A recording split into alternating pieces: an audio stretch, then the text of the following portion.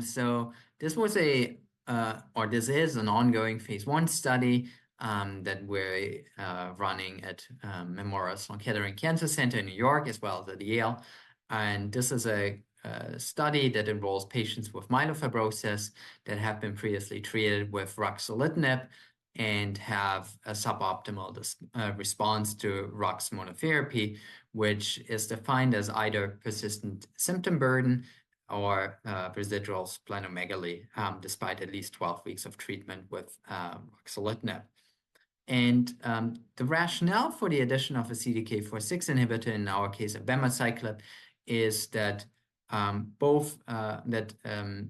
mutations in the JAK-STAT pathway lead to upregulation of the cell cycle. So combined inhibition of the cell cycle at different levels, at the level of the JAK receptor, as well as then further downstream at CDK4/6, could have synergistic effects. So in this phase 1 trial, patients were treated with a fixed dose of ruxolitinib, either 10 or 15 milligrams twice a day, and then increasing doses of abemaciclib. What we presented at ASH is the primary analysis of 9 patients, so 3 patients at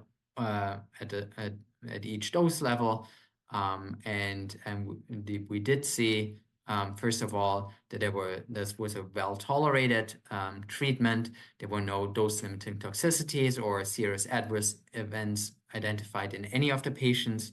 As expected, diarrhea was the most common side effect, which is a known side effect of abemaciclib. And then we had anemia and thrombocytopenia, which can be seen with both agents as well as with the disease itself. However, those were usually low grade. There were 2 patients with a grade 3 anemia and 1 patient with grade 3 neutropenia.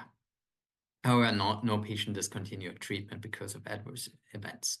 Among the subset of patients that was evaluable for response, we did see a reduction in spleen volume in 5 out of 6 patients with a spleen volume reduction of at least 25%, and half of the patients had a spleen volume reduction of at least 35%. We also saw an improvement in absolute symptom score in 5 out of 6 evaluable patients. So this is very encouraging, in my opinion. We did see objective evidence of efficacy among patients with advanced myelofibrosis in a treatment that was fairly well tolerated.